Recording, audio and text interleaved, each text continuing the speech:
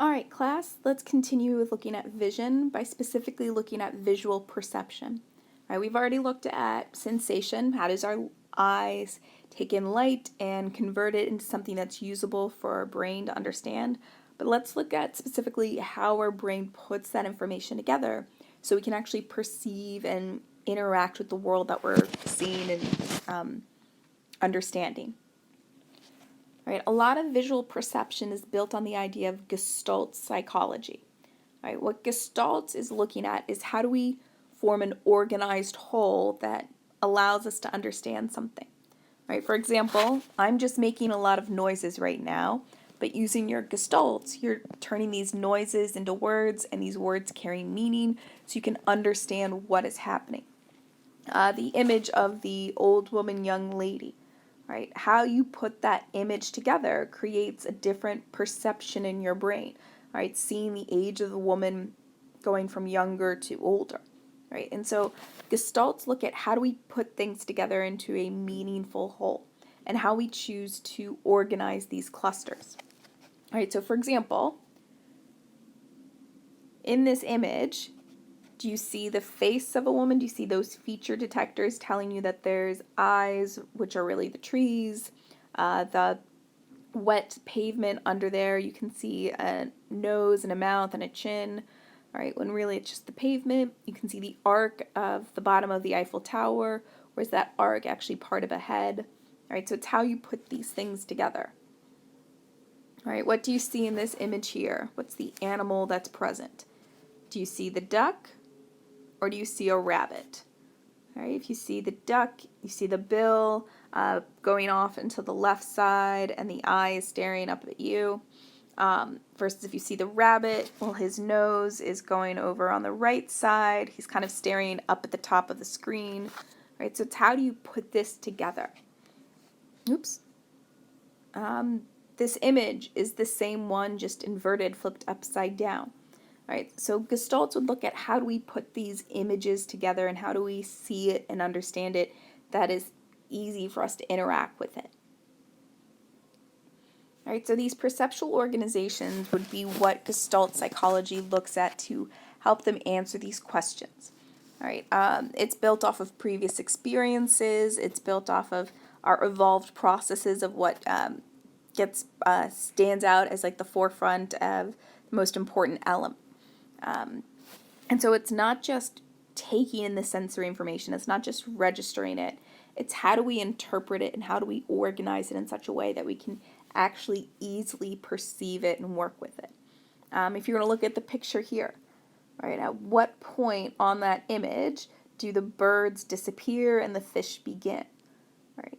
It's all based off of how you organize it. And so if you really track it, you can almost see the fish going all the way up. And you can almost see the birds going all the way down. But at some point, one or both of them disappear and they don't truly exist.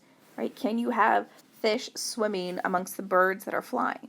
Right? Those middle rows shouldn't be there, but it's really just how you perceive it and how you put it together. So part of our perceptual organization is we'll use certain key factors. Right? We like to group things together by what is physically close to each other, so we use proximity. We like to put things together based off of similarities. What's like each other gets grouped together, and that's how we perceive it. So if you're going to look at the top picture here, if you were going to describe the lights that are within the room, right, most people when they would describe it and understand it, they would see, well, it's a rectangle with 4 circles on the corners. And so we're grouping them as kind of proximity instead of saying, well, it's a row of 4 circles and then a row of 2 squares and then another row of 4 circles. Versus the image down at the bottom, most people would talk about it as row of circle, row of triangles, row of circle, row of triangles, instead of saying, well, it's circle, triangle, and then you just repeat that 5 times. All right, and so we tend to group things and perceive things based off of proximity and similarity. All right, we also use the 3 C's. Things continue, things are connected, and we like to close the gaps. On the first day of this unit, when we looked at sensation, I gave you the image of the non-existent triangle, the invisible triangle. All right, well, that's because of closure. Right? Even though there are no lines, we like to connect it, and so we fill in the gaps. We see a line that's connecting those triangle points, even though it's really just three weird Pac-Man looking things.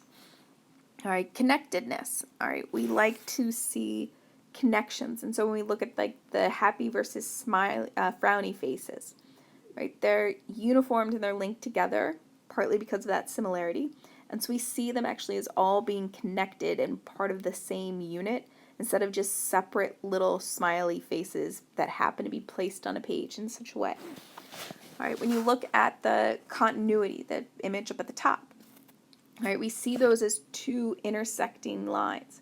Right, the lines aren't broken apart because of the one that's interacting with it. For example, if you were going to go and look at any of the crosses, any of the crucifixes that we would have at school, right, most people see it as two continuous lines, but in reality, it's usually a small, like the bottom of the cross, and then it stops, and then there's a bar that goes across the center, and then there's a tiny little chunk that comes up at the top, right? It's three different pieces, but people don't view it as that. We see it as two continuous lines that are just passing through each other.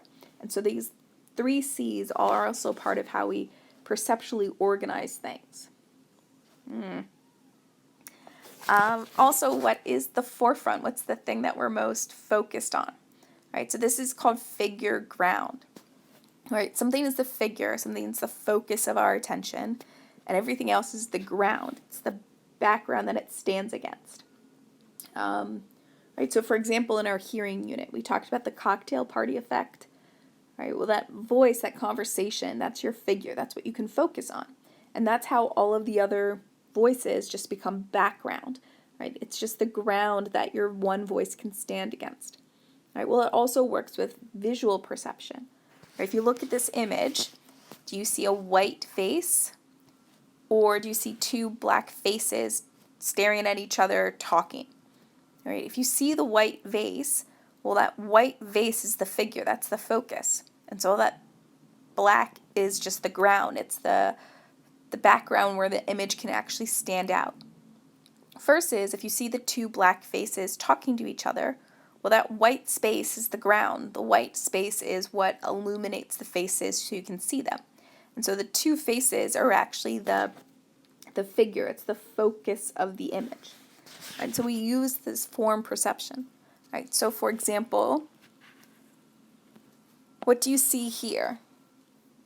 Do you see a woman's face, or do you see a man playing the saxophone?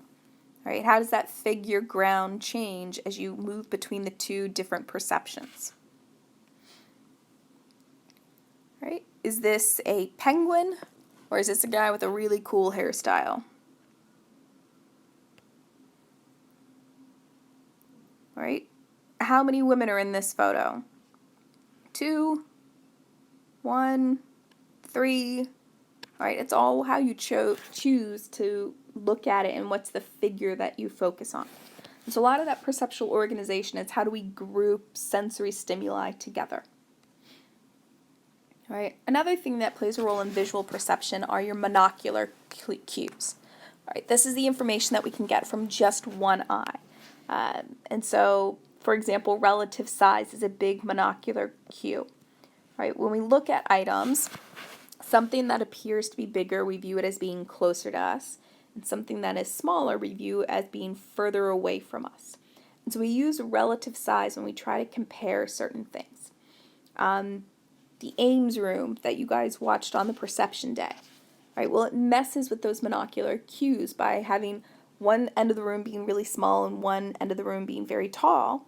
Well, people moving and walking through that room, they appear to grow and shrink because they look relatively larger or smaller in comparison to what's going on in the room around them.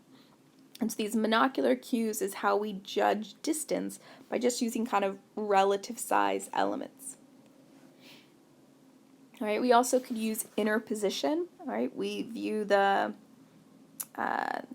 king of clubs as being closer to us than the king of spades because we see it as blocking, being one on top of the other. And then we also look at how clear something is. All right, if you look at the image at the bottom, right, the morning fog makes those circles, those discs, look a lot further away than they necessarily are. It's because since it's hazy, since it's not clear, our brain interprets that as being more distant. All right, for example, there's a lot more car accidents on foggy days, on rainy days, and it's because we don't accurately judge the distance of the car in front of us, and so we might not hit the brakes as quickly as we should. And so this would be another important monocular cue that we use. Linear perspective. Artists are able to use this monocular cue to help create depth within their photos. All right, we know as we stare at horizons, there's this vanishing point. It's a point where our eyes can't see anymore. And so our eyes are used to that. We've been socialized to that. We've been experiencing that. And so linear perspective is how you can create depth within photos. So even if it's a flat 2D image, it does look like there's some distance within that picture, right? And you use that vanishing point, that linear perspective element there. You probably have studied this in your art classes, whether at Good Counsel or way back in your elementary school, middle school days, right? But it's all built on a monocular cue, and it's built on our interacting with the environment around us, being able to see what the world is like and how the curvature of the world works will give us that linear perspective ideas where the vanishing point kind of goes over the horizon. We can create depth by using texture gradients. All right, so for example, most people will see that top image as a ball that's popping out towards us. Right, it's by using light and shadow. Right, things that are darker we deem as being further away from us, and things that are brighter, well, we think of them as closer to us. Right, the light reflects into our eyes much faster when it's brighter, versus if it's dark, it takes longer for the light to get to us. And so our brain perceives that darkness as distance and that brightness as closeness. And so you can have this texture gradient to create kind of a depth element there. All right, and again, relative height plays a role. Has anyone ever been to the St. Louis Arch? Right, even though it looks like kind of a weird oval shape, it's actually a perfect half circle. Right, it is as tall as it is wide. Right, but what the architect has done is as the arch goes up, it actually shrinks and gets smaller and smaller. And so because of that, we think that the arch is a lot taller than it actually is. Versus if you view it from the top, you do see a perfect half circle there. There's like a little elevator train thing you can take that will bring you up to the top. So maybe if you're bored and looking for a trip, that can be your next trip to celebrate whenever we're all released from our homes again. All right, with all of these things combined, we can use it to create these weird photos like this. By using all those monocular cues, you can create silly depth perception elements where we see that this woman is about to be trapped by a giant with a huge bucket, when in reality it's just she's standing further away from the camera than everybody else is. All right, well, we could also use our binocular cues. All right, this is information that we get from both of our eyes. This is a little bit easier and better for us to be able to understand depth. Right? Your eyes are spaced a certain distance apart, which means in order for us to understand better depth perception, for example, if you're playing catch, you need both of your eyes to make that an easier task versus if you only have one eye working. Right? It's because of this convergence element. As you stare at something, your eyes are going to change the angle of where they're looking. All right, for example, if you hold your finger all the way out, arm's distance apart, and then slowly bring it in, keep staring at it all the way as it comes into your eye, right? Your eyes are going to start turning inward towards your nose. Right? There's a point where your finger is going to get so close to you that it will actually disappear, or you'll start to see two fingers. Right? It's because your finger is entering into this blind spot area that is the distance between your two eyes. Right? Your brain takes that angle of convergence, how direct out or inward are tilted your eyes, to help us understand distance. And the more your eyes are tilted inward, the more we see that object as being closer, and the more your eyes facing forward, the more we understand that it's a more distant object. And so we use this convergent angle to help us understand and better interact with things that are in our 3D world environment. All right, what we also use is retinal disparity. Right, your eyes are actually sending two different images to your brain. If you're going to take your finger out, right, and if you can blink, or if not, physically close your eyelids, right, look at your finger and close your left eye, and then close your right eye. And as you stare at your finger, you might see the room jumping around the background, right? That's retinal disparity. You have two different images coming from your eyes. And so what your brain does is overlap them and put them together so that you can see one usable whole. And so these retinal disparities is trying to understand depth and distance by how big of a difference am I getting between these two eyes and where is the overlap. And so the greater difference between the two images, the closer that object must be to us. Versus if it looks relatively the same, then those objects must be further away. So it's not just the angle of your eyelids, it's also just the image that your eyeballs are sending to your brain that allows us to create that depth. Right. Filmmakers are able to use 3D movies by playing with this. And we've got better technology now, but originally, in order to create a 3D film, you would actually have two cameras set up at a prearranged, like, measured distance to create two separate images of the film. And then you would put it in a special projector where it would overlay the two films on top of each other, so it would create that disparity on the screen. And by having those special glasses, the red and blue frames that you would put on, all right, it would allow you to create that 3D depth so that the dinosaur on the screen or the bouncing balls that are going across, they looked like they were actually coming out of the screen and coming into your environment. All right, filmmakers did that by having the camera set up at a prearranged distance that mirrored, that was similar to our retinal disparity, the distance between our eyes. And so in order to create a good 3D movie, you actually need to mimic the way that your brain naturally understands the world by looking at retinal disparity.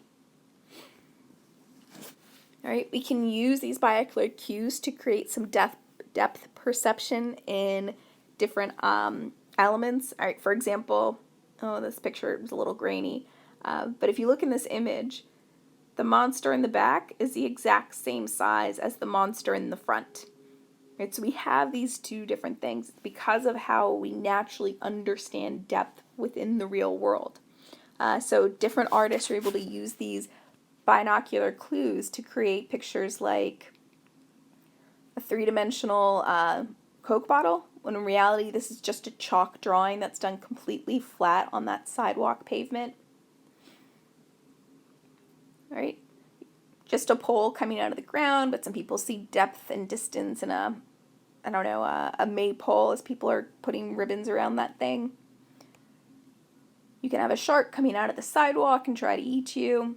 Right, so it's mimicking what our brain naturally understands by binocular cues to get these really silly, flat images looking like they're three-dimensional and coming out of the ground or receding into the ground. Right, in order for all of this perception to take place, we need to actually understand what we're seeing and interacting with. So sensory deprivation actually does impact our ability to interact with the world. People who have been denied the ability to see, their ability to interact with it later on is stunted. For example, when the vision's been restored, if I had them look at a circle versus look at a square and have them point to what the object is, they can't see it, they can't perceive it, they can't interact with it. Versus they picked it up and touched it, since that's how they perceived and understood objects, they can now see those elements. So like color and brightness, that's easy for them, but shape, it's difficult, right? It needs to have some tactile impact. And so they can't recognize by sight these familiar objects that they've experienced. They need to actually touch them. And so what we see is that maybe there is a little bit of a critical period for sensory perception and being able to interact with it. Right.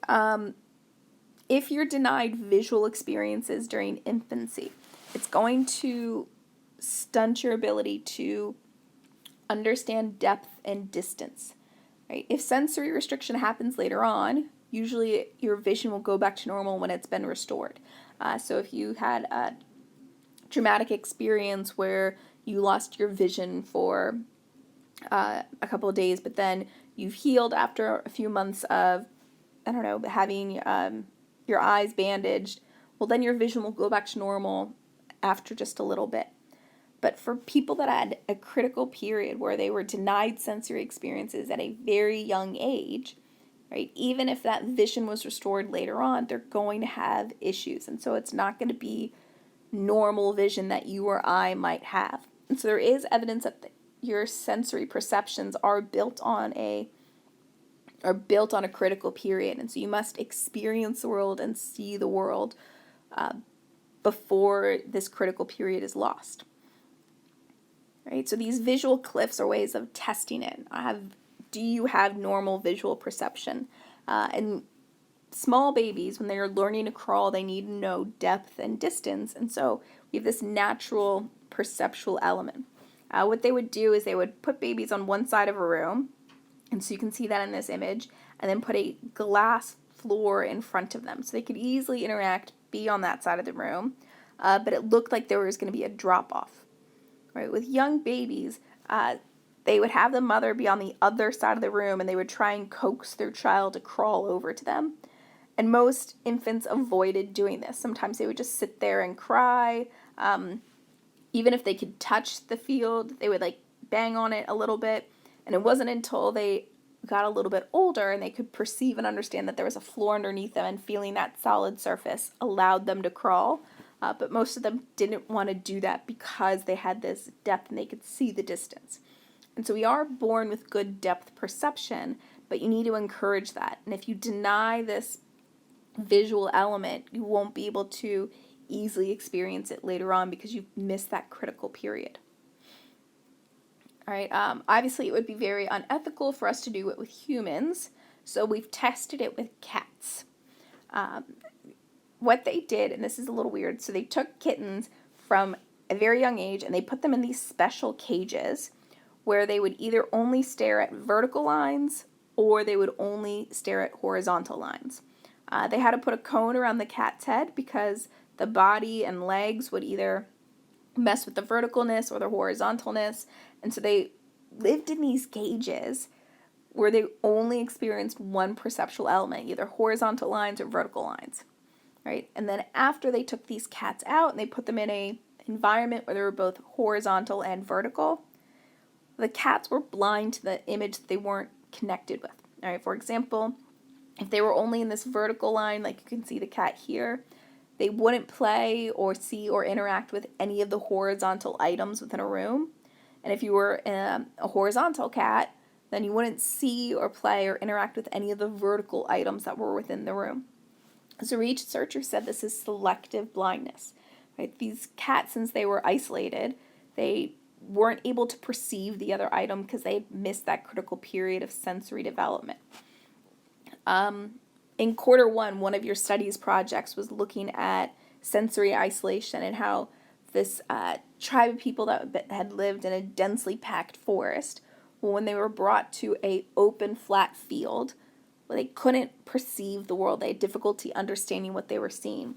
They thought clouds were actually buffalo. They couldn't perceive because they just didn't have any experiences. And so you need to make sure you have good sensory perceptual experiences early on, because that lets you understand how to organize the world. But if you miss that critical period, you could develop a perceptual blindness where you just can't interact with those items. All right, so that's our notes for today. So just go through and fill in the worksheets with your notes, and then make sure you do the free response question. If you have any questions, I'll be online at 1 o'clock today, or you can just email me and I'll get back to you then. All right, have a good day.